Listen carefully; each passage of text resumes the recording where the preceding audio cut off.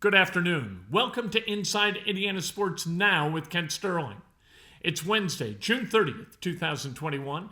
We're brought to you by the great people at Today's Dentistry, including Dr. Mike O'Neill, the best dentist in town.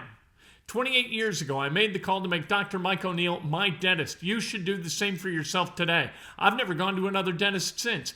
317-849-2933 is the number. Punch subscribe, hit like, ring the bell. Let's go. Let's talk about sports.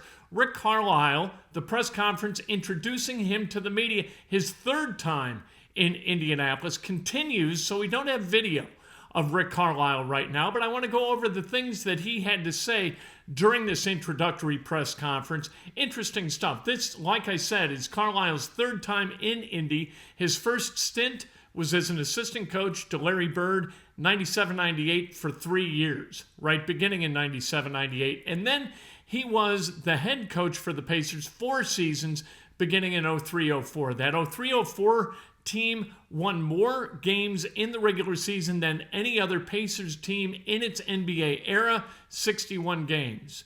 The next year, you had the brawl. Rick Carlisle looked back on that 04-05 team and said that it was one of the most resilient that he's ever been a part of or has ever heard of, winning 44 games despite the fact that Ron Artest was suspended for the entire season. Jermaine O'Neal suspended for 25 games and then had that suspension reduced to 15. Stephen Jackson suspended for a long time. There were other suspensions.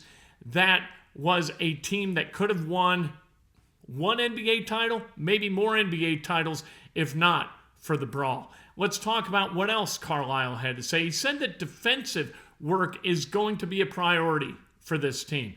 They got to get better defensively. They've got one of the best rim protectors in the NBA in Myles Turner. Got to figure out how to be better around him. Also have to be better at playing Domas, Sabonis, and Myles Turner together. In phone conversations with Carlisle, both guys expressed an enthusiasm for playing together. How do you maximize those guys as offensive elements on the floor at the same time? Rick Carlisle, he's taken that responsibility upon himself.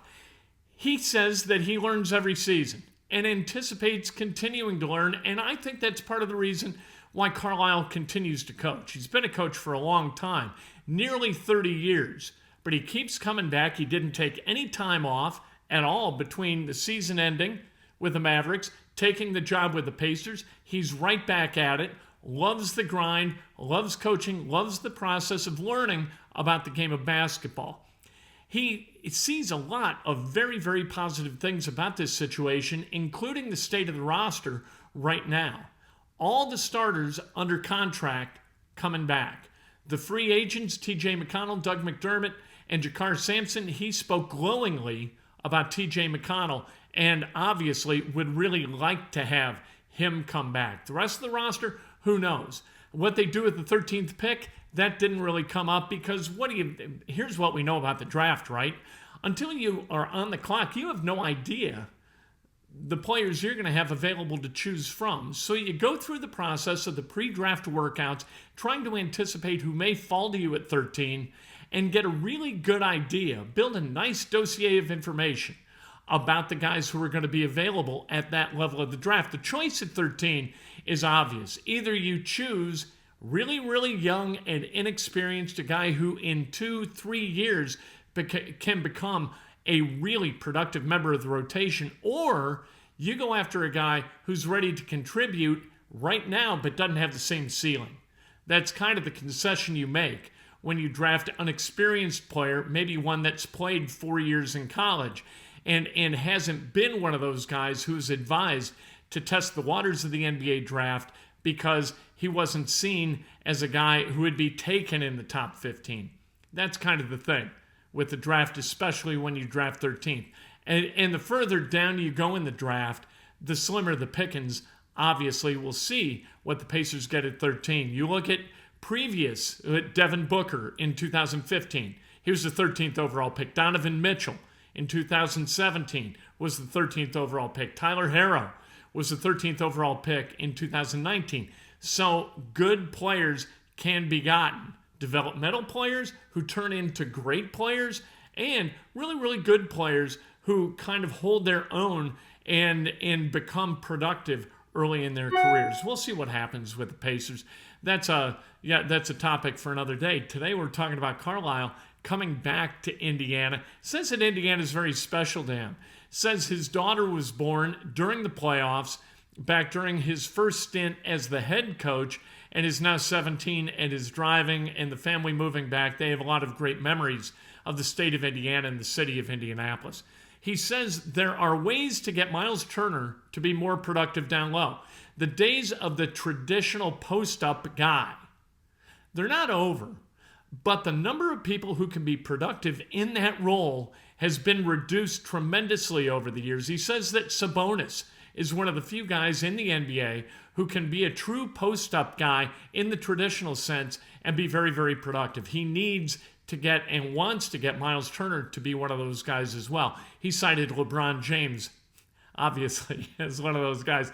LeBron James is productive wherever he goes. He's productive shooting threes. He can post up. He can do whatever he wants with the basketball because that's just the way he's built, right? You know, if you're 6'8", 260 with handles like that and a shot like that, you're going to be able to do pretty much what you want on the basketball floor. He says that he feels like Kevin Pritchard, Chad Buchanan, and he see the game in the same way. Pritchard echoed those sentiments. And Pritchard also said that during conversations with Carlisle, because both guys worked with Donnie Walsh and Larry Bird extensively, that Pritchard heard echoes of Walsh and Bird in his head as he was talking to Carlisle. And that was one of the ways that this turns out to be a great fit within the organization, because a lot of what Rick Carlisle knows about basketball, he learned from Larry Bird and Donnie Walsh, and not just about basketball, but leadership also. Rick Carlisle talked about leadership, and he said that listening, learning, you've got to have trust. All of those are foundational aspects of being a coach in the NBA, and the most important part of being a coach in the NBA. I think as you're a young coach, you feel like you need to outsmart people. You need to be the smartest guy in the room to prove that you belong as a head coach. And as you get older, you realize it's more about the relationships. And it's more about figuring out the personalities, the unique personalities with which you need to deal on a daily basis as you try to manage and kind of extract all of the potential from those players and put them together in a combination where they can be productive and where they can go win basketball games and championships. One of the negative things, I got to tell you, Kevin Pritchard talked about the goals of the team. And he mentioned getting to the playoffs and making noise in the playoffs. I got to tell you, that's a little subjective for me. And I don't understand how that's a goal. Now, I know that it's a little bit unrealistic for the president of a basketball operation like the Pacers, who have won 0 NBA championships in its NBA era and has played in the NBA Finals just one time, to stand and say, we're here to win championships. But I'd sure feel a whole lot better about it than making the playoffs and making noise in the playoffs when I don't really know what making noise in the playoffs means. Does that mean winning one round in the playoffs? Does that mean winning 2 and going to the Eastern Conference Finals? I don't know. I would like, as a mission statement for the Pacers or any franchise, we're here to win championships and make the fan experience a positive one, all right? So that kind of activates the business arm of your franchise. But from a basketball perspective, either you are there to win a championship or you are not there to win a championship. And I didn't hear that today from Kevin Pritchard, and I've never heard it from Kevin Pritchard, and I want to hear it from Kevin Pritchard. There's no way. Rick Carlisle didn't come here for a haircut. Not an appropriate analogy, but that's what John Lackey, because he has no hair, John Lackey said that when he went to the Cubs. You know, are you here to win a championship? Well, I didn't come to Chicago for a haircut. You know what? You run an NBA franchise and you coach in the NBA and you play in the NBA, first and foremost, I would hope, to win a championship. Secondarily, you want to get rich. I get it. You want to make a lot of money, and that's just fine. But championship aspirations, I think, are critical to the process of actually winning one.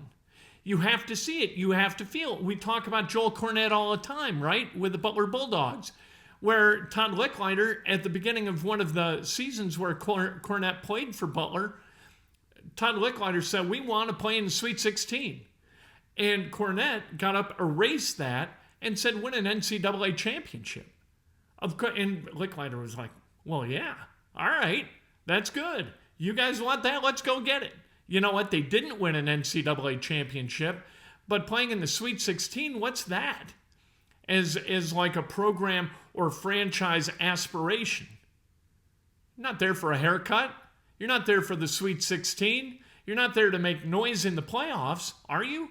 You're there to win a championship. So let's go win a championship.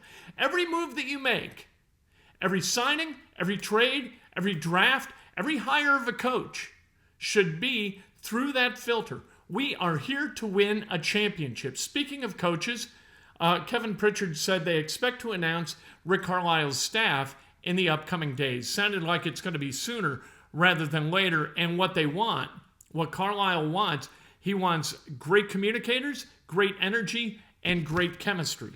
And I couldn't agree more. You need all of those things out of your assistant coaches. You got to be around guys.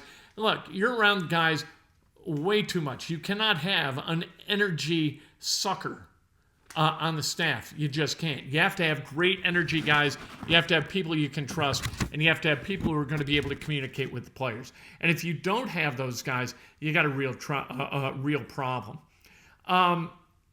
Carlisle sees one of the keys to Pacers' success: communicate with trainers about availability so they don't get fatigued and then more likely to be injured. We've talked about injuries with the Pacers the last couple of days. They lost 147 games to injury. The 5 starters did. That's an average of more than 2 per game. You can't have that. And one of the ways to mitigate it or to lessen the chance that you have injury is to make sure that minutes are managed. And Carlisle got specific about how Dirk Nowitzki's minutes were managed, especially toward the end of his career, and how he played segments so that he was able to maintain 100% energy, not get fatigued, and then not get injured.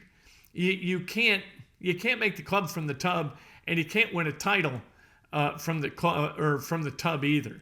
You can't miss out on 147 games through your 5 starters.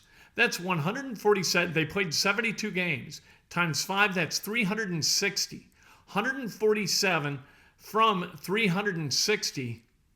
That's more than a third of the available starts and the available games played for your starters. You cannot have that kind of loss of productivity among those guys that you count on to be productive. Can't have it. I'll tell you this about Rick Carlisle. Rick Carlisle always struck me when he was here from 04 to 07. He's kind of an arrogant guy who wasn't very personable. That's changed. I found him very personable today.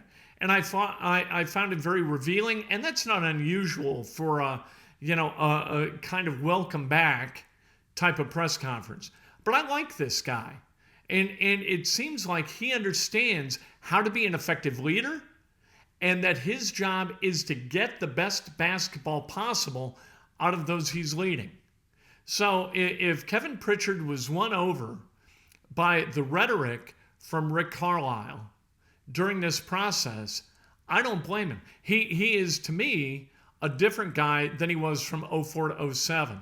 He's maybe the rough edges are a little bit rounded, and that he isn't trying to make his bones anymore. He's made all the money he's ever going to be able to spend, and he's put himself in a position where maybe he can use the totality of the lessons that he's learned at the age of 61 in bringing a title to this franchise for which he is now toiling for the 3rd time.